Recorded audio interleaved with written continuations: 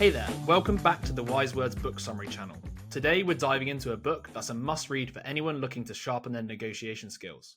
Never Split the Difference by Chris Voss. So why this book? Well, Chris Voss isn't just another author. He's a former FBI hostage negotiator with over 20 years of experience in some of the most high-stakes situations you can imagine. From negotiating with bank robbers to rescuing hostages, he's been in a situation where splitting the difference simply isn't an option. So, in Never Split the Difference, Voss takes us behind the scenes and shares his game-changing negotiation techniques and strategies that are rooted in psychology and human behavior. And trust me, these aren't your typical negotiation tips. I mean, some of the techniques you'll learn include the power of tactical empathy, the importance of active listening, and how to use mirroring and labeling to get inside the other person's head. You'll also discover why the word no is your best friend and how to turn any negotiation to your advantage by creating the illusion of control. Voss's methods aren't just for boardrooms and hostage negotiations. They work in everyday life, from buying a car to settling a dispute with a neighbour or even negotiating a raise. So, if you want to negotiate like an FBI pro, save yourself time, money, and maybe a few headaches, stick around as we break down the core ideas from Never Split the Difference and show you how to apply them in your own life. Amazing. So, before we begin, let's get an overview of the structure of the book. This book was designed to build your negotiation skills systematically. So, Chapter 1 will introduce the new rules of negotiation and why previous negotiation schools of thought are useful but are lacking. Chapter 2 will then introduce active listening techniques like mirroring, silences, and the late night FM DJ voice, helping you avoid common assumptions. Chapter 3 then explores tactical empathy, teaching you how to recognize and label your counterpart's perspective to build trust. Chapter 4 focuses on creating a positive and affirming atmosphere in negotiations, followed by Chapter 5, which explains the importance of getting to know to start real negotiations and emphasizes negotiating from your counterpart's perspective. Chapter 6 then discusses how to bend the reality of your opponent or counterpart by framing negotiations to control the discussion's limits. Chapter 7 details the use of calibrated questions, which begin with how or what to avoid simple yes or no answers. Chapter 8 shows how to use these questions to ensure successful implementation and manage non-verbal communication. Chapter 9 will provide a step-by-step guide to effective bargaining, including the preparation and handling of aggressive counterparts. And in the very last chapter 10, introduces the concept of black swans, critical pieces of information that can dramatically alter the outcome of a negotiation. So this structured approach ensures that each chapter builds upon the previous one, ultimately equipping you with a comprehensive set of negotiation tools and strategies. Yes, exactly. So, Chapter 1, the new rules. Negotiation, particularly hostage negotiation, has existed since the beginning of recorded history. However, the early 1980s marked a significant evolution in the field as Cambridge, Massachusetts, became a hub for innovative negotiation concepts. The Harvard Negotiation Project, co-founded by Roger Fisher and William Ury, Yes. revolutionized the field with their book Getting to Yes, which introduced 4 key tenets for effective negotiation. So number 1, separate the person from the problem. Focus on emotions separately from the issue at hand. Then number 2, focus on interests, not positions. So understand why the other person is making specific demands. Then number 3, generate win-win options. So work collaboratively to find solutions beneficial to all parties. And lastly, number 4, establish mutually agreed upon standards. So create common ground for evaluating possible solutions. Yet, is negotiation this simple? Well, there was a new school of thought emerging. So here we get to the diverging perspectives of rationality vs emotion. So while Getting to Yes focus on the rational approaches to negotiation, other scholars like Amos Tversky and Daniel Kahneman from the University of Chicago challenged the notion of humans as rational actors. Their research demonstrated that human decisions are heavily influenced by cognitive biases, irrational brain processes that distort our perception of reality. Mm-hmm. So the FBI's emotional turn. The FBI's hostage negotiation teams in the 1980s and 90s initially adopted the strategies from Getting to Yes. However, real-world experiences such as the disastrous sieges at Ruby Ridge and Waco highlighted a significant gap between the theory and practice of negotiation. These events underscored that many negotiations are emotionally driven rather than rational. Recognizing this, the FBI shifted its focus to developing psychological tactics that could calm people, build rapport, and establish trust. This approach centered around a concept known as tactical empathy, listening intensely and demonstrating genuine empathy to gain trust and influence. Now, before we turn to more of these techniques, we need to adopt Chris Voss's worldview, which is, Jess? Life as negotiation. So negotiation in Chris Voss's view is not limited to hostage situations. It is part of everyday life, whether at work or home. The essence of negotiation is communication that leads to results. Successful negotiation requires understanding people, influencing their perceptions, and using this knowledge to achieve your goals. So now that we have this background information, let's begin on learning the techniques the FBI has developed for negotiation. Yeah, just to interject there, I thought it was really interesting how, they're talking about building up theory for, hostage negotiations. And yet there was so much theory, but actually not a lot of opportunities to try it out. And like, it was a prime example in this when he said, his first hostage negotiation, there hadn't been one 20 years prior, which is crazy. So it's almost like, we obviously do negotiations every day in real life, but it was interesting that like the tactics that they were using here, there was so much theory, but no like opportunity to really. Yeah. And the stakes are higher, I guess, Exactly. with this type of situation where people's lives are in danger. Yeah. And it's like, he's the one who's trying to draw the bridge between, okay, yes, there are certain tactics used in hostage negotiations, but realistically, it can be used in real life. Whereas like back then it was like, oh no, they're separate. They're two separate things. Yeah, like the strategies for business and the strategies for hostage negotiation are separate. Yeah. But his argument, I guess, has always been that they're actually the same, because the same point is, what was his point here? Is successful negotiation, regardless, what is it? The essence of negotiation is communication that leads to results. Yeah. You're still achieving a result in a hostage situation. The result is obviously receiving the hostages unharmed. So yeah, exactly. So yeah, no, I just thought that was quite interesting. All right, so moving on to chapter 2 then. Be a mirror. So the danger of assumptions. Good negotiators know they must be ready for surprises, but great negotiators use their skills to uncover these surprises. Rather than sticking to assumptions, they view them as hypotheses to be tested and refined as new information emerges. This mindset of discovery is crucial in negotiation, where many people fall into the trap of selective listening, hearing only what supports their preconceptions. However, effective negotiations start with listening, not just to what people want, but to what they need, both monetarily and emotionally. So to get there, you must make the conversation about the other person, validate their emotions, and create enough trust and safety for an open dialogue. And this is where the power of your voice comes in. So your voice is an incredibly powerful tool in negotiation. It has the ability to create emotional connections and influence the other person's mental state. There are 3 primary voice tones you can use. So Chris Voss's favorite, I love it, it's so specific. Yeah. The late night FM DJ voice, deep, slow, and reassuring. This tone conveys calmness and control. Then you have 2, which is the positive, playful voice, which is light and encouraging. This tone helps to foster collaboration and problem solving. And then you have number 3, which is direct and assertive voice. This tone is very straightforward and to the point, but should be used sparingly and always with a sense of mutual respect. When people are in the positive frame of mind, they think more clearly and are more likely to collaborate. Using the right tone can help you create this positive mindset.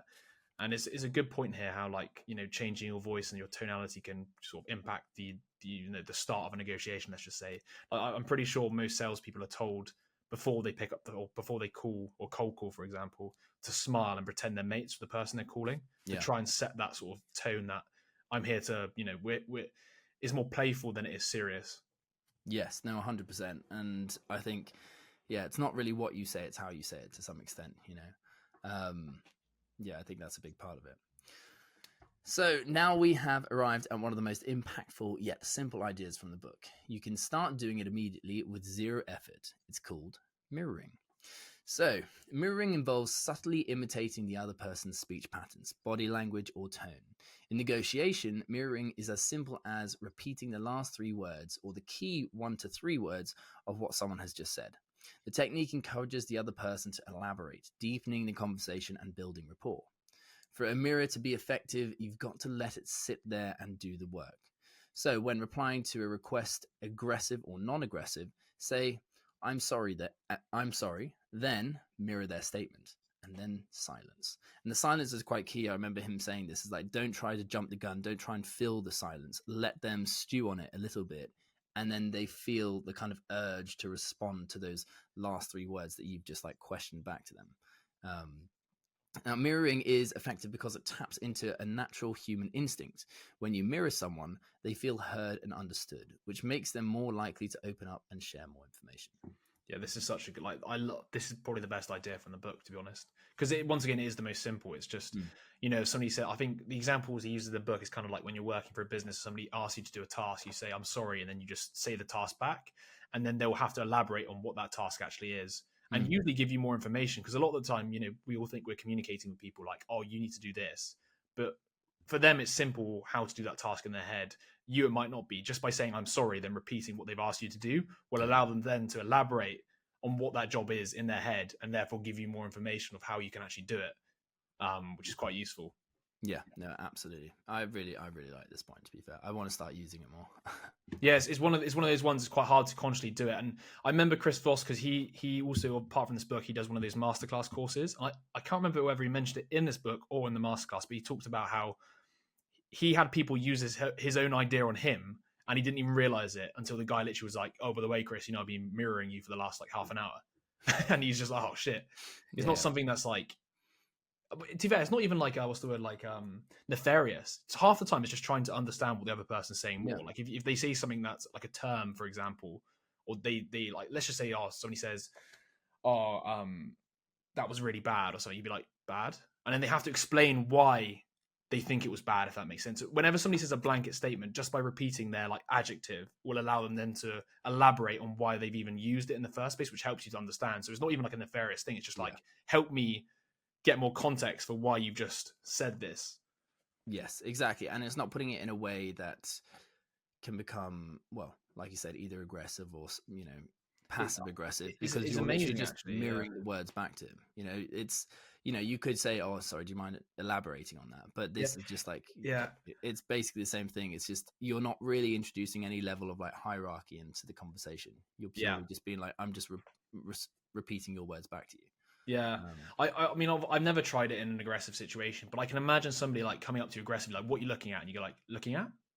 And they'll be like, yeah, what are you looking at? Do you kind of get what I mean? They kind of diffuse it a little bit rather than be like, you. Yeah. It's like, looking at? Yeah. Like, you're looking at me, and I'm like, am I?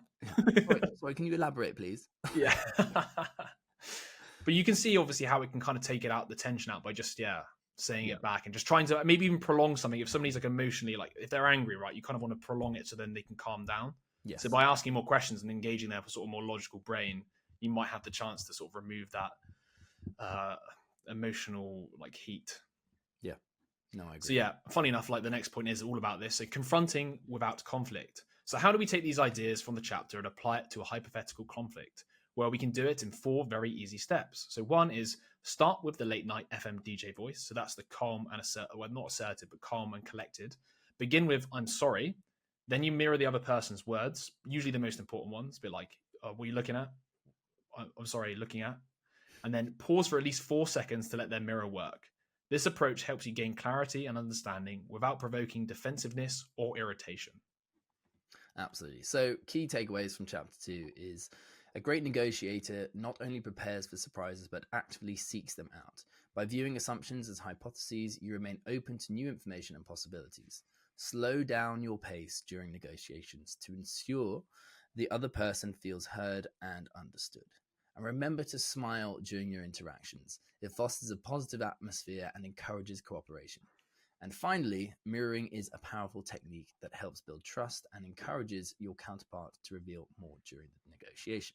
And one other thing I wanted to put in there that I think he mentioned in the book fairly early on was a lot of people come into, well, he was talking about hostage negotiations, and he was talking about how initially there'd be so many people listening in because we all have biases, we all pick out certain pieces of information, so having more people can kind of help you give like a well-rounded understanding of what the other person is talking about. But he said, in addition to that, all these people will have preconceived ideas. They'll have assumptions about what that person is doing, or what they're trying to achieve. And so he was like, you have two voices in your head. You have the other person and you have your own, which are all these assumptions. And a lot of the time we follow confirmation bias and we're trying to prove ourselves right. And he said the way to approach this is to just not have any assumptions and to just purely put your focus on the other person. It doesn't matter what you're assuming. There's no point in knowing what they're assuming, as in you just need to literally hear exactly what they're saying. Obviously, this is slightly different because it's a hostage negotiation. So it's more about them. Whereas in a standard conversation or normal negotiation, it would probably be a bit more, you probably have to have your goal in mind, right? I guess. But... Yes, but I think it's a very good point in the sense of like, what's the point of having these assumptions? Your assumptions don't mean anything in that person's mind, do they? Yeah. Like the person believes what they want to believe already. Your assumptions don't change that. So you need to figure out what they think first, and then you can start, negotiating. You're not operating on facts, essentially. Yeah. You're just operating on hypotheses that could be wrong. So no, 100%. And to be honest, as we're about to find out now in chapter 3, it's all about sort of the emotions they're feeling around what they're saying as well. So chapter 3 then is don't feel their pain, label it. So the power of emotions within negotiation. So emotions are often the biggest obstacles in communication, especially within negotiation. When emotions run high, rational thinking tends to disappear. Instead of ignoring these emotions, effective negotiators identify them and influence them. So introducing tactical empathy. Tactical empathy involves understanding and acknowledging the feelings and mindset of the other person in the moment. This isn't just about hearing their words, but also about recognizing what lies behind those emotions, which helps in increasing influence throughout the negotiation. So now it's time to introduce our second incredibly easy yet hugely impactful idea from Never Split the Difference, which is labeling. So labeling is a powerful technique used to validate somebody's emotions by acknowledging them out loud. So by giving a name to someone's feelings, you show that you understand and empathize with their situation. This technique is particularly useful in tense situations such as exposing negative thoughts, which can diminish their power. So steps for labeling. Detect the emotional state of your counterpart by paying close attention to their reactions. Then you label the emotion aloud using phrases like it seems like, it sounds like, or it looks like. Allow for silence once again, after labeling to give the other person time to respond. Labeling is an effective way to reinforce positive emotions or diffuse negative ones, making it a versatile skill in a negotiation. I think it's really useful, this one. So like, it seems like you're really happy about this. Then they'll more likely elaborate on that. Or it seems like you're sad. It seems like this upsets you. Because also you're not stating it as a fact, are you, as well? You're kind of like allowing them to correct you. Yeah. Well, you're just kind of addressing the elephant in the room. You're actually paying attention to something. It's like, obviously, if you're angry or you're super excited, that's another piece of information that is relevant to your conversation. So why not label it? Why not actually bring it into the conversation and make it actually explicit rather than implicit or abstract and underneath the surface? It makes sense to actually call it out to some extent. Usually the person probably wants to explore that emotion, because if they're holding it, they probably want to talk about it. So allowing it to come out, or allowing to label it, and then them to realize, oh wow, you can see me. I am actually upset about this. Now I'm going to tell you why. Absolutely.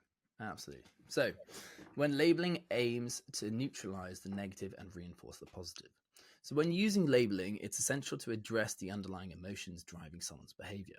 By labeling negative emotions, you can diffuse them. By labeling positive ones, you can reinforce them. This approach is particularly useful in de-escalating confrontations, as it forces the other person to acknowledge their feelings rather than continuing to act out. Research supports that the best way to handle negativity is to observe it without reacting, then label it to replace it with more positive, solution-oriented thoughts. Another insanely useful idea is the accusation audit, which is very easy to implement. Before diving into negotiation, create an accusation list. This involves listing every negative thing your counterpart could say about you, and then you aim to address those concerns up front. This approach disarms negativity and fosters a safer, more empathetic environment for negotiation. Great phrases for the accusation audit are things like, you might think I'm just here to push my agenda, or I know it may seem like we're not being entirely fair here, Or you probably feel like we're asking far too much. So an example of an accusation audit, if you're negotiating a price increase with a client, you might say, I know it probably feels like we're just here to increase our rates, and that might seem unfair given our long-standing relationship. You might even think we're not considering the challenge your team is facing. It seems like this might be frustrating, and I completely understand that. I want to be sure we address any concerns you have about this. Now, as you can imagine, this approach diffuses tension and shows you have at least tried to understand their perspective, paving the way for a more productive negotiation. So by doing an accusation audit, you disarm potential objections, build rapport, and set the stage for a more open and honest negotiation process. And I love this. I love this point because it really does. Like, you're thinking ahead, you're kind of cutting anything that they underneath them, because and we've talked about this in other books before, almost using the other person's point again, like for you, and I think this does really build rapport, because if you say it in a very diplomatic way, which civilized he's manner, put it there in the example. Yeah, exactly.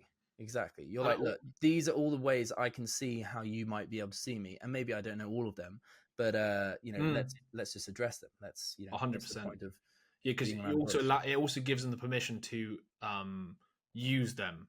So, for example, people might be too polite and actually feel these things, and it goes like you said, swept under the rug because nobody wants to sort of, not many people are assertive. Let's just put it that way. Nobody's going to be like, you're being unfair. Maybe some people will, but most won't. And therefore, this actually allows them to be able to say these things. It almost gives them permission by saying, we acknowledge that we are probably being like this. And also, I like it because it also it links in with the sort of labeling stuff, which is like, you might list all these concerns, and technically, if you mislabel it, so if you label it incorrectly, they will then come in and correct you, be like, no, we don't think it's unfair, but we think this. Yeah. Which is the aim. The aim is to get the information of how they actually think. So therefore, you present like, we're willing to accept all these things that you might think about us. Tell us which ones are true, and also add more. Yes. No. Exactly. Yeah, I couldn't agree more. Yeah, I think it's a really powerful technique. Yeah. So here we go. We got to the key lessons then from chapter 3. So first one is empathy doesn't require agreement. It simply shows that you are listening and acknowledging the other person's situation. Number 2 is after labeling a barrier or mirroring a statement, pause and let the other party process the information. 3 is labeling fears can help diffuse their power. And then the last one is conducting an accusation audit will preemptively address potential criticisms. Amen. All right. So moving on to chapter 4. Beware yes, master no. Embracing no in negotiations. Most people think no is the worst thing to hear in a negotiation, but it can actually be a powerful tool. Understanding why people say no can change your approach. No isn't the end. It's the beginning of a real conversation. When someone says no, they're just protecting themselves from the unknown and maintaining the status quo. If you allow the other person to say no, you give them a sense of control and safety, which makes them more comfortable engaging in the negotiation. Great negotiators often encourage a no because that's when the real negotiation begins.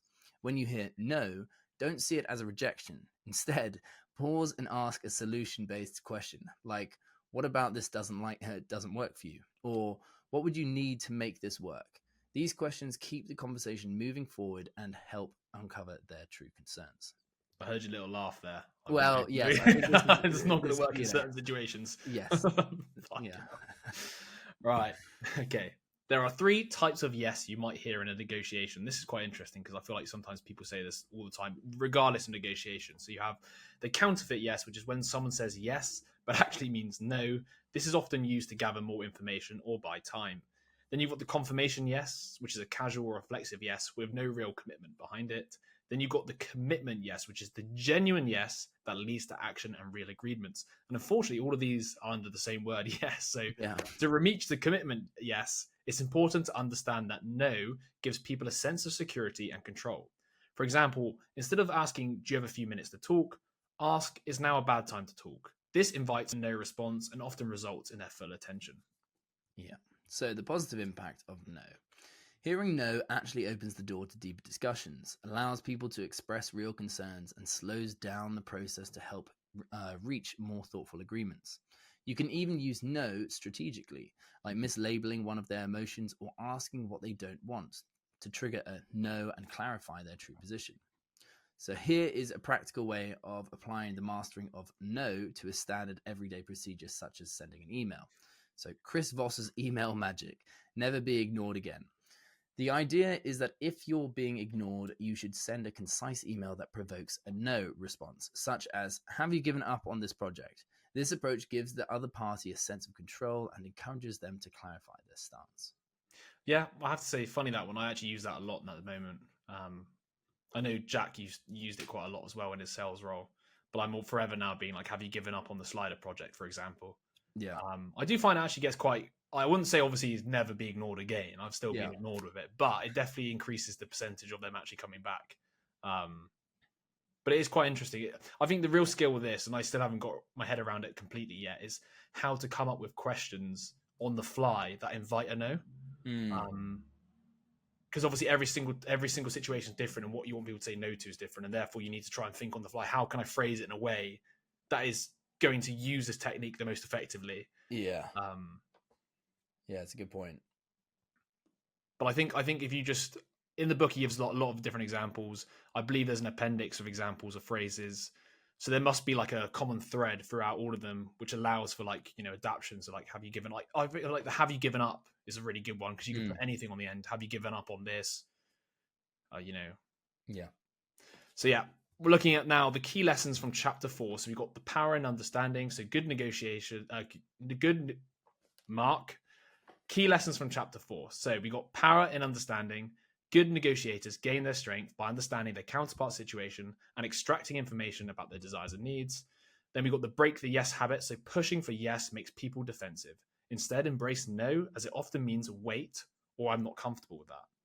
Triggering no. So by allowing your counterpart to say no, you help them define their space, build confidence, and feel safe enough to listen to you.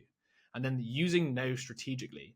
Sometimes the only way to get your counterpart to engage is by intentionally forcing them into a no response, either by mislabeling their emotions or asking a seemingly absurd question. Yeah, it's interesting. I was just thinking off the back of that, like, by getting them to say no, you're kind of excavating their boundaries. Yeah, that's a good point. Whereas, like, yes, you don't get that because it's ever increasing. Whereas, and like, also there's many types of yeses. I think that's the main point, isn't it? Because there's only kind of one no. Exactly. Really. Yeah, precisely. And so, like, you're kind of able to figure out where the boundaries are, and then, you know, then you can act from there. But it's just, without that, it's difficult to know where you're kind of navigating to. Actually, sorry. What I said there about the no, there's only one type of no. Sorry, that is kind of a lie. There is multiple. There's no which is like, no, that doesn't work for me in the current format. There's a no which is like never ever, and there's also like a no which is maybe like I'm just waiting for time or something. So there is multiple types, but I guess by pushing the no, you kind of then get the information rather than hearing that yes, which ends the conversation, and then you never find out what type of yes that really is. Yeah, exactly. No, I completely agree.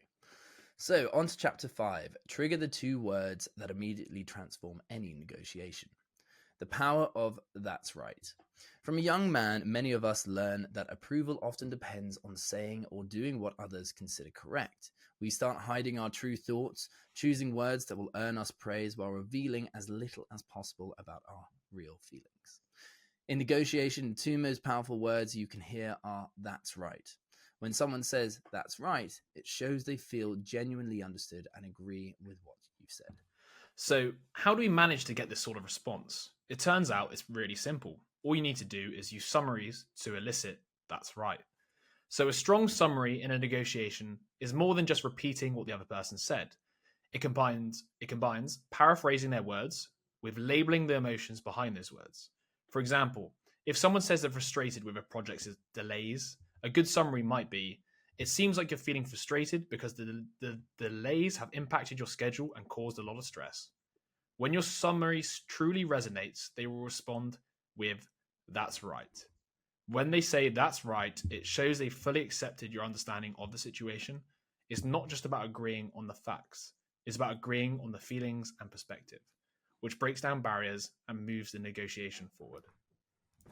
So the danger of you're right. There's a big difference between you're right and that's right.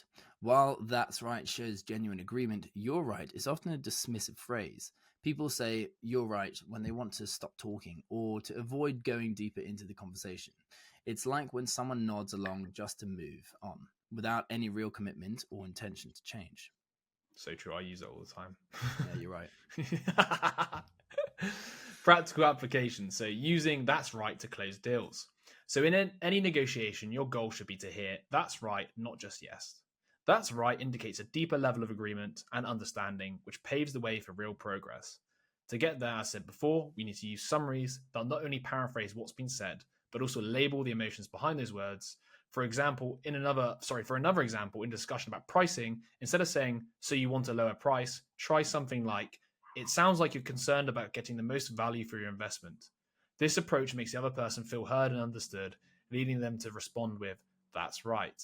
So by aiming for that's right, you create a sense of connection and shared understanding, making it easier to close deals and reach meaningful agreements. And to be fair, this should be the goal, I guess, for all salespeople, isn't it? Really, like if somebody comes in and you're using those questions to find out what they want from the product, maybe you're selling or the car, whatever it is, you want to get to them to the point where you can tell them what they've told you and get them to be like, that's exactly how I feel and what I want. Yeah, so that's right. Exactly. You're hitting the nail on the head. There you go. So key lessons from chapter 5. True understandings. The Chinese expression sleeping in the same bed and dreaming different dreams captures the idea of partnership without proper communication. In negotiations, reaching that's right shows that you've convinced the other party that you fully understand their world, setting the stage for potential change. And number 2, unconditional positive regard. So creating an environment of unconditional positive regard allows for change in thoughts and behaviors. And lastly, a summary as a tool. So the summary, which combines labeling and paraphrasing, is your tool to reach that's right. This technique identifies, rearticulates, and emotionally affirms the other party's perspective, leading them to feel truly understood. And that last one we've touched on multiple times before, where you just basically summarize what you've been talking about, or be like, so from my opinion, I think this is what you've been talking about, blah, blah, blah. And you just kind of reaffirm what they've said. You know, you acknowledge their emotions and you re-articulate it in a way that they can then say, that's right. There we go. Beautiful. It's we definitely touched on it. So many different communication books now, right? Like How to Have Impossible Conversations, one of the big advocates for it. But I think it's something you should always do, even if it's not negotiation, even like a discussion with your friends about, let's just say, a specific topic, whether it's politics. You should always aim to re-articulate what they've said to you first, to make sure you understand what they said in good faith before you go in on the attack or say your point. No, exactly. So now we're moving on to chapter 6. So it's time to bend their reality. So negotiation isn't just about facts. It's about understanding the hidden needs, blind spots, and emotions of the other person. So chapter 6, now it's time to bend their reality. So negotiation isn't just about facts. It's about understanding the hidden needs, blind spots, and emotions of the other person. If you can tap into these elements, you can shape how they see the situation and guide things towards the outcomes you want. First things first, avoid compromise. Compromise might sound nice, but in negotiations, it's actually overrated. Settling for less than you deserve just to avoid conflict. Not a winning strategy. Remember, never split the difference. Compromise is like wearing one black shoe and one brown shoe. It might seem balanced, but it leaves everyone dissatisfied. Lovely analogy. I love it. Yeah. I mean, I don't know whether I actually agree with this point. I think it's very kind of transactional, mechanistic approach to things. I guess you're talking about negotiations in a business world, in which case I can understand it to some extent. But I think it kind of I think compromise, the point is compromise should be on your terms, and you should never compromise to stuff you won't accept. And I think one of his points later on is like, sometimes no deal is better than a bad deal, which I do agree with. Like, I agree. Yeah. I guess it depends what you're compromising on, whether it's the literal thing that you're negotiating on. But then there are so many aspects of a negotiation. Yeah. If you're like buying something, that's one component, but then it's also your reputation is involved, your relationship with that person's involved. So what part are you compromising on, and is it worth not compromising? Like, okay, yes, I win the deal, but I've ruined the relationship. I mean, once again, like I remember obviously seeing him go on the Jordan Peterson show. And like, why are you so good at negotiating when you've had a divorce or something like that? It was like clearly the personal aspect of this maybe doesn't apply to the personal. He's like, no compromise with his ex-wife. Like, no, like, mate, Jordan Peterson was like pretty autistic in that in that podcast. Like, it was funny, but like because I remember it was his daughter Michaela was on it as well, and she was like, "Dad, you can't say that," and he was like, "What? He's just been married twice or had 3 divorces or something like that." Yeah, And it yeah, was and like, he's meant to be like a really good negotiator, but then obviously the never split the difference thing probably is part of it. If he really has the worldview of not compromising. yeah, I do think there's a compromise with the compromising. I think yeah, there's certain exactly, situations where it's necessary and maybe not, as we'll discover in a minute. So yeah. using deadlines to your advantage. So deadlines are a common feature in negotiations, but Chris Voss suggests that they aren't as rigid as they often appear. Most people feel pressured by deadlines, believing they must rush to meet them to avoid losing a deal. However, Voss argues that deadlines are usually more flexible than they seem and can actually be leveraged to your advantage. Yes. So, key ideas on using deadlines. So, deadlines create pressure, but mostly for the other side. Deadlines create a psychological urgency, but Voss points out that this urgency often affects both parties, not just you. The other side usually has their own internal pressures and may be just as eager, if not more so, to reach a deal before a certain time. Recognizing this can help you stay calm and avoid unnecessary concessions just to meet a deadline. Number 2, no deal is better than a bad deal.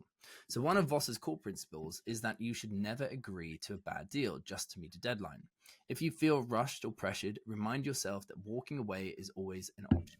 By embracing the mindset that no deal is better than a bad deal, you maintain your power and leverage, preventing yourself from making a hasty decision that doesn't serve your interests. Number 3, deadlines are often arbitrary. Many deadlines are not as fixed as they appear. They are often set by the other party to create a sense of urgency or to manipulate you into making a quick decision. Understanding that deadlines can be flexible allows you to approach them with confidence, recognizing that the other side may not have room to negotiate beyond their stated timeframe. Number 4, revealing your own deadline can be a powerful tool. So, contrary to the common belief that sharing your deadline weakens your position, Voss suggests that revealing your deadline can actually push the other party to act faster. When they know you have a set timeline, they may feel pressured to come to an agreement before they lose the opportunity, potentially resulting in a better offer for you.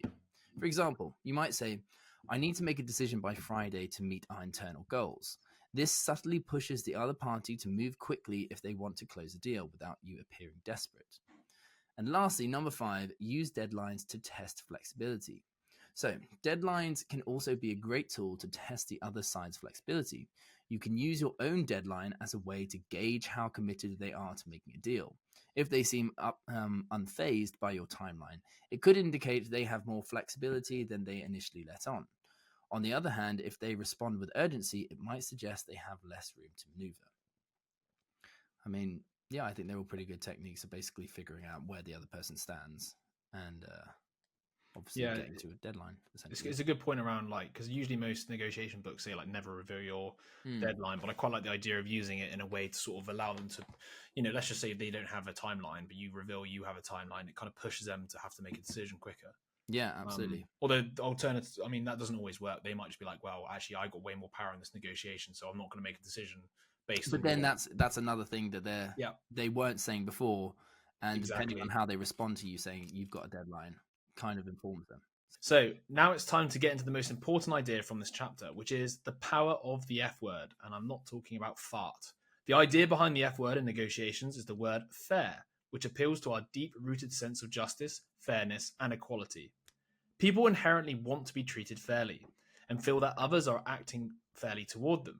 This makes the word fair incredibly potent in negotiations, as it can trigger strong emotional responses. So, how fair is used in negotiations? Chris Voss outlines the 3 common ways fair is often used. So, one is the defensive use of fair. This is when somebody feels attacked or defensive and says something like, "I just want what's fair." It signals that the person feels they're being treated unfairly or that the negotiation is leaning too heavily in one direction. For example, if a buyer thinks they're being overcharged, they might just say, "I just want a fair deal here," indicating that they feel the price is unjust. So the second use is the manipulative use of fair. Some negotiators use fair as a tactic to manipulate emotions and guilt the other party into conceding. For example, they might say, "We've given you a very fair offer," implying that if you don't accept, you're the unreasonable one. It's a subtle way to pressure the counterpart into agreement by making them feel that any resistance would be unfair. Then we have number 3, which is the constructive use of fair. So Voss suggests using fair proactively to establish trust and set a positive tone. You might say something like, I want to make sure you feel we're being fair here. Please let me know if at any point you feel otherwise. This approach creates a safe space for open dialogue and shows that you value fairness up front, helping to build rapport and foster cooperation. So how do we use fair strategically? Well, number 1, to disarm a potential objection. If you sense that your counterpart might feel they're getting a bad deal, preempt it by saying, I want to make sure we're treating you fairly here. If at any point you feel that's not the case, please let me know. This can prevent them from using fair against you later. Number 2, to redirect the negotiation. So, if the negotiation is getting heated, you can use fair to bring it back to a more neutral place. For example, you could say, look, I don't want this to feel unfair. Let's make sure we're both getting a good deal here. This can cool down emotions and refocus the conversation on finding a mutually beneficial outcome. And number 3, to gauge their reaction. So, if you use fair and the other party reacts strongly, it's a signal they might be feeling that they're at a disadvantage or being treated unfairly. This feedback can help you adjust your approach. Yeah, I love it. I love the idea of as well proactively using it. Yeah, it's clever, to actually. be like up front, to be like, I just want to be as fair as possible, so you let me know when I'm not being fair. At least then it gives them the freedom, the ticket to say, I don't think this is fair, and therefore you can obviously then negotiate based off knowing that rather than having to guess. Understanding emotional drivers. So you need to uncover the emotional reasons behind what the other person values. This is the key to getting them on board with your proposal. Start by anchoring their emotions, acknowledge their fears and concerns, then shift to non-monetary terms. Don't just talk dollars, consider what else might matter to them, like flexibility or recognition. And now it's time to get more practical. Yes, so here are some practical tactics for negotiation. Let's explore Chris Voss's go-to tactics. So let them go first. Letting the other person make the first offer can reveal a lot about their priorities and sometimes even exceed your expectations. Then use odd numbers. So when you give a number, make it specific, like £37,875 instead of 38,000. Odd numbers feel more thought out and harder to negotiate against. Although, if someone said that to me, I don't know whether I'd be like, it's a bit weird, like, you know. And then surprise them with a gift. So after your initial offer, throw in an unexpected concession, like I'll throw in a blowjob. And this can trigger a sense of reciprocity, making them more willing to negotiate. What about another situation that some of these ideas may apply? Well, here are some ideas on how to negotiate a better salary. So when negotiating a salary, you need to focus on more than just a number. So here are 3 ideas. 1, be persistent on non-salary terms. So discuss benefits, working conditions, or anything else that matters. This opens up more options and builds connection. Then you're number 2, so define success metrics. Set clear goals that show your value, which also sets you up for future raises. And 3, find an unofficial mentor. Ask what it takes to succeed in the role. This shows initiative and could help build a strong relationship with your employer. So by using these tactics, you can bend their reality and shape the negotiation to your advantage. Exactly. All right. So the key lessons from chapter 6. So rational use of irrationality. Understanding that we are emotional and irrational beings can be used to your advantage in negotiation. Then don't settle. Compromise often leads to unsatisfactory outcomes. Strive for the best deal. Then you want to leverage fairness. So be aware of how the concept of fairness is used and deploy it strategically. And then lastly, bend their reality. Use empathy, non-monetary terms, and emotional drivers to shape the other party's perception of the deal. Lovely. So now we're moving on to chapter 7, which is create the illusion of control. This is one of my favorite chapters. So in any negotiation, it's important to gain control without coming across as forceful. So one of the best ways to do this is by using calibrated or open-ended questions. These questions help you introduce your ideas and requests in a way that feels natural and non-pushy, removing any sense of aggression from the conversation. Amen. All right, so the power of open-ended questions. So start by asking open-ended questions to keep the conversation flow. Now, you would have heard us talk a lot about these in a lot of other books, so it's all very similar, but obviously just a bit of a different context here. So, suspending unbelief. So instead of making statements, use questions like, what do you hope to achieve by going? By going? Like going on holiday. Oh, okay, fine. Or like leaving. Yeah. I think the context was something Maybe like they're going on holiday. Who knows? Again, maybe that's it. This makes the other person stop and think, turning them from a position of resistance into a problem-solving mode. And then number 2, so how and what questions. So focus on questions that start with how or what. For example, how do you see this playing out? Or what's the main objective for you here?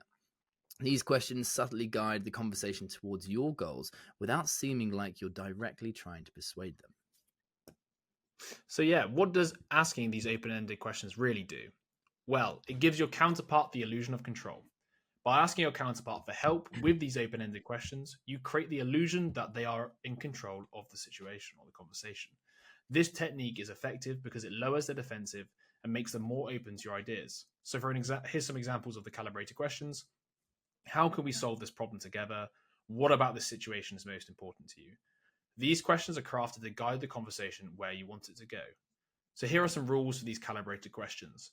One is you absolutely must avoid closed-ended questions. So stay away from questions that can be answered with a simple yes or no, like those starting with can, is, are, do, or does. Stick to what and how. These keep the dialogue open and collaborative. Use why sparingly, as it can make people defensive unless used strategically. This is all well and good, but sometimes situations are hard to keep your cool. So, how do we handle emotional situations? As we all know, negotiations can get emotional, so it's essential to keep your cool.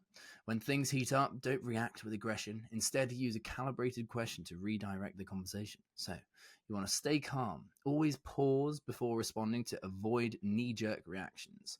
This keeps negotiation focused and productive.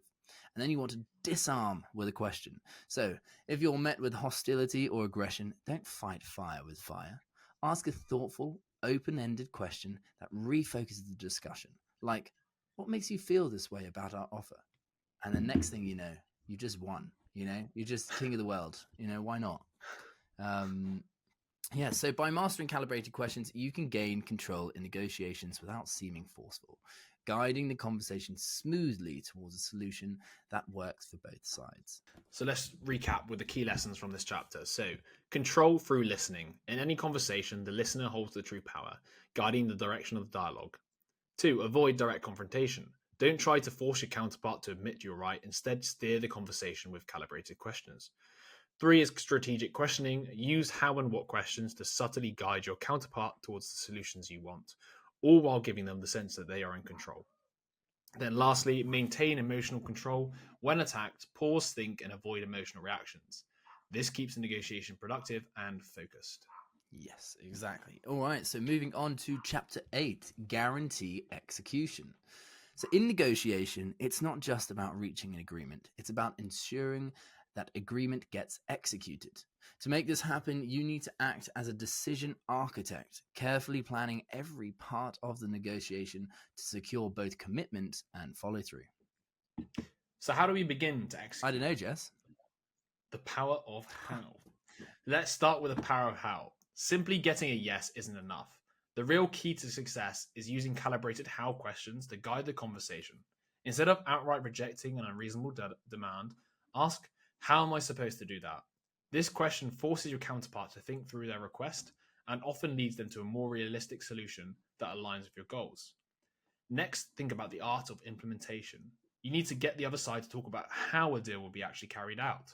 When people come up with the plans themselves, they're more likely to stick to it. Ask questions like, how will we know we're on track? Or how will we address it if we fall behind? These questions help create a shared understanding and commitment to execution.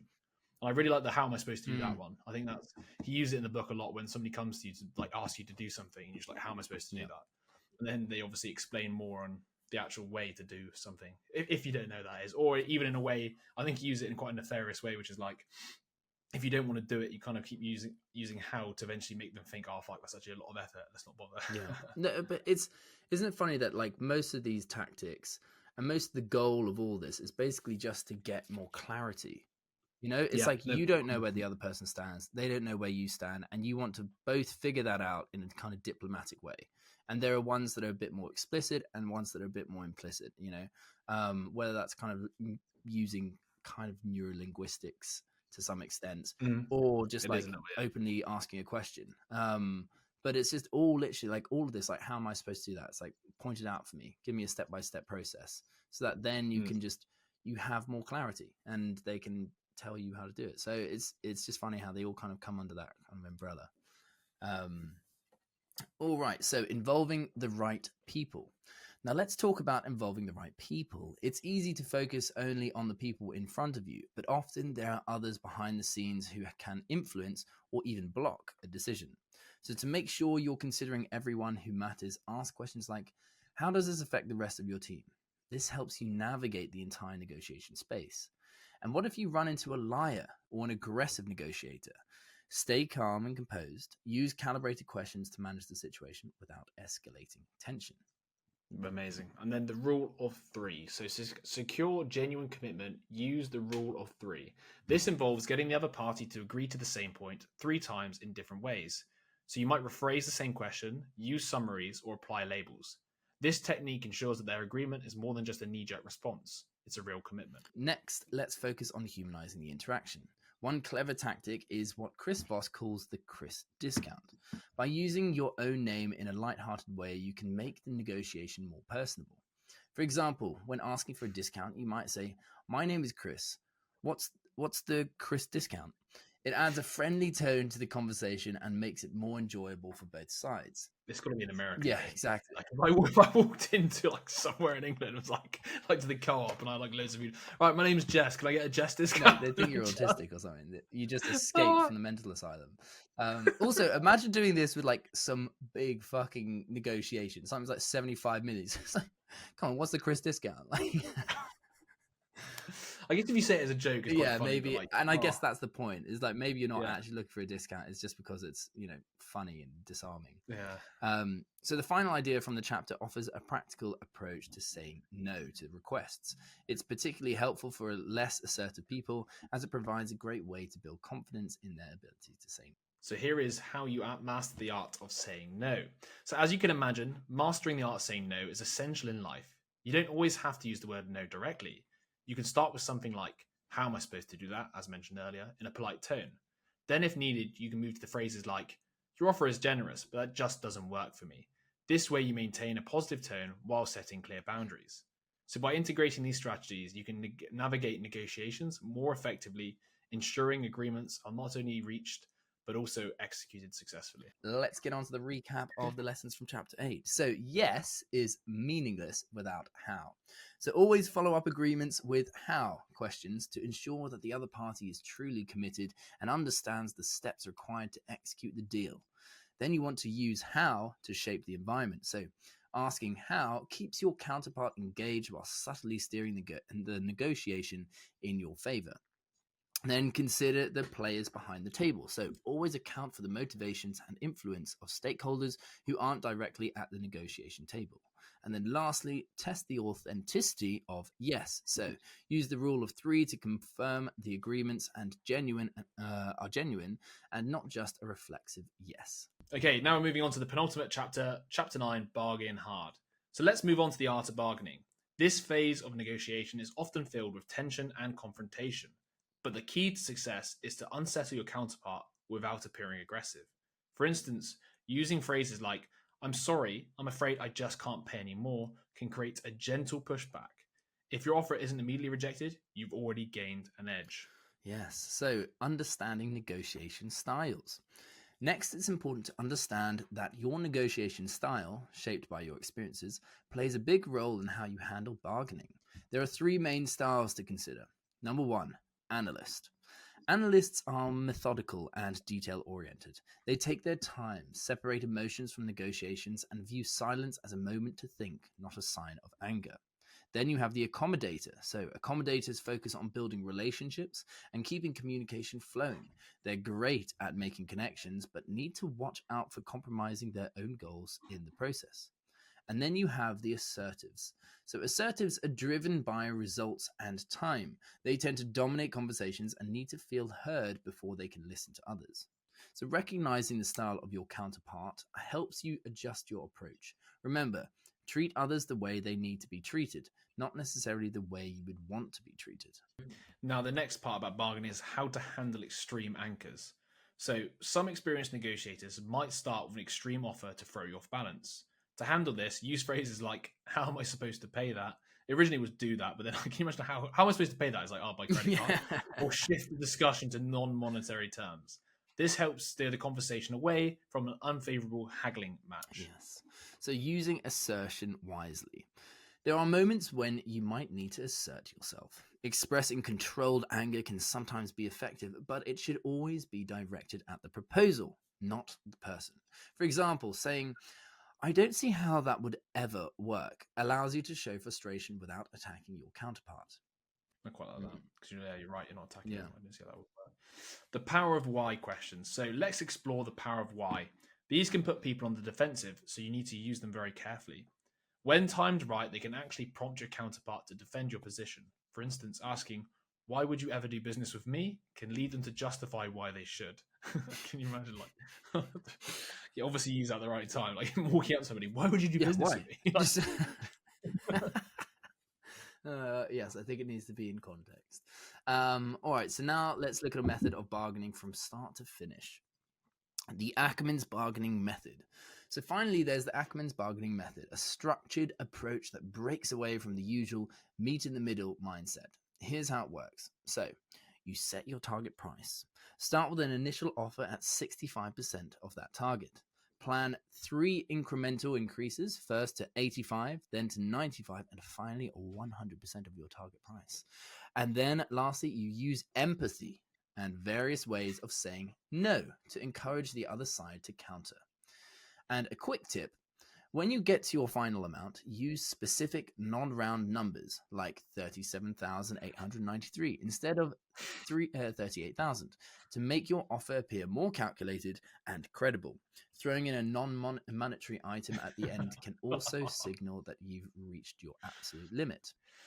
So, by mastering these techniques, you can navigate the bargaining phase with confidence and skill, securing better outcomes in your negotiations. So, to recap, Chapter 9. Conflict can lead to great deals, so you need to embrace it and learn to have fun with it. Number 2 is know your counterpart's style. Identifying whether they are an accommodator, analyst, or assertive helps you approach them effectively. 3, preparation is crucial. Be ready for extreme anchors and know how to respond without anger. And lastly, use the Ackerman plan. Use the strategy that involves setting an extreme anchor and using calibrated questions to guide the negotiation. So, on to the final chapter, find the black swan. So let's talk about the concept of unpredictable leverage in negotiation, something Chris Voss refers to as a black swan. A black swan is an unexpected piece of information that can completely change the outcome of a negotiation. These are the unknown unknowns, things you don't even realize you need to know, but when they come to light, they have the power to transform the deal. The challenge is to uncover these black swans amid all the predictable knowns and unknowns. So, discovering the unknown unknowns. To find these hidden game changers, you need to stay open-minded. Enter every negotiation ready to adapt. While you can use what you already know as a guide, remain flexible enough to embrace new information that might reveal something critical. It's also crucial not to get trapped by your assumptions. Your knowns can sometimes create blind spots. Keeping an adaptable mindset allows you to notice cues others might miss. And most importantly, ask the right questions. The best way to uncover black swans is by asking many questions and really listening to the answers, even when the information seems minor or irrelevant at first. So, types of leverage in negotiation. Let's move on to the 3 types of leverage you can use in any negotiation. So, the first one is positive leverage. This is your ability to provide or withhold something the other side wants. Knowing what they desire gives you power. Then you have the negative leverage. This is based on making your counterpart feel the pain of loss. By threatening to take something away or make them suffer, you tap into their natural fear of loss, which is often more motivating than the desire of gain. And then lastly, you have normative leverage. This involves using the other party's own beliefs, standards, or norms against them. By highlighting where their actions don't align with their stated beliefs, you can gain influence. Yeah, that's quite a good one, actually. That's one that people don't really see, I think. That's kind of like the commitment bias, isn't it, from influence, whereas like, oh, you said you were going to do this kind of thing. Just remind them of their previous commitments. Exactly. So uncovering and utilizing black swans. So how do you uncover and use these black swans? So start with FaceTime. The best way to discover these hidden gems is through direct in-person interaction.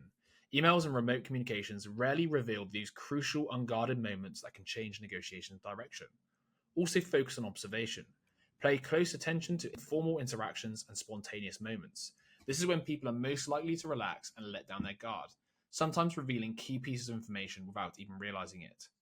Don't be afraid of conflict. Many people avoid it, but healthy, honest conflict can lead to better solutions and more collaborative process. Don't shy away from pushing for what you believe in. All right, so then dealing with difficult counterparts. So when dealing with difficult counterparts, it's important to understand that what might look like crazy behavior is often due to bad information, hidden constraints, or unseen interests. Your job is to figure out these hidden factors and address them directly. And finally, leverage similarities. So people are more likely to cooperate with those they perceive as similar to themselves. Find common ground and use it to build rapport and increase your influence. By mastering these techniques, you can uncover the black swans in your negotiation. Use leverage wisely and turn even the toughest situations to your advantage. So now let's recap from the key lessons from the last chapter. So black swans are game changers. Finding these unknown unknowns is difficult but crucial. Keep digging beyond the surface to uncover them. 2, flexibility is key. Use what you know to guide you, but don't let it blind you. Stay adaptable and ready to pivot as new information comes to light. 3, understand worldviews. To truly influence your counterpart, you need to understand their worldview, values, and motivations. This goes beyond the negotiation table into understanding their life and emotions. 4, review and reflect. Continuously review what you learned during the negotiation to spot any hidden black swans that could change the game. 4, leverage similarities. Shared cultural or personal similarities can be powerful in negotiations. Find common ground to build trust and influence. And last, crazy is a clue. When someone seems irrational, dig deeper. They might be operating under constraints, bad information, or hidden motives. And that is the end of Never Split the Difference. Yeah. There was an appendix, which we probably don't have time to go on, but it involves preparing a negotiation one sheet. So it talks step by step how to prepare for a negotiation with all the techniques involved, which would be worth checking out. So read the book or go to the website. Yeah, that was one of my favorite communication books, I have to say. There's so many easily actionable insights, like stuff like mirroring, labeling.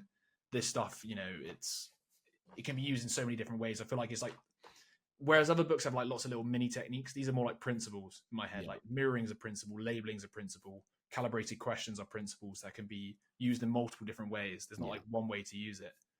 Yeah, no, absolutely. I think it's interesting because there's not a great deal in it, but like compared to some of the other books that have loads of stuff in it, but because there's almost so much, you don't know where to start. There's too much to do. Whereas here, there's not a great deal, but all of them are actionable and they're all quite like easy to implement straight away, which makes it quite nice. The mirroring, the labeling, the using fairness or asking what or how, all of these things, they're like very small and so they're very easy. So it's like almost like a perfect book to kind of start to get into a lot of these things.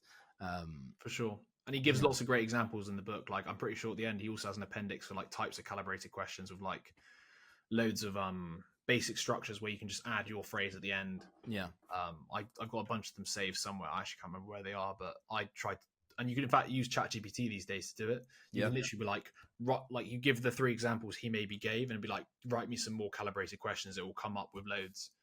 So I used that a couple of times to create some more. I've used that a couple of times. It's pretty good actually. So that's Never Split the Difference. I don't even know what number of communication books we've done now, but I think next we're looking at Charisma Myth, aren't we? So, and then I can't remember what was after that. But we haven't given up on communication just quite yet. We are still powering through, I think. Yeah. I'm just going to double check now. Yeah, I think we've got a few more. I can't remember I can't remember what they were.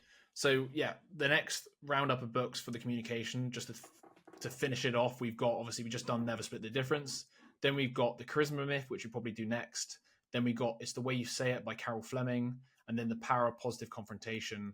And then I think after that, we've pretty much done a very good mixture of different communication books. And we'll probably move on to a different topic, which we are thinking about as potentially understanding the current state of the world through multiple perspectives, like politics, books on social commentary, like the overuse of metrics. I think we talked about tyranny of metrics and stuff like that. Yeah. So, Beautiful. that's a wrap. There we go. That is a wrap.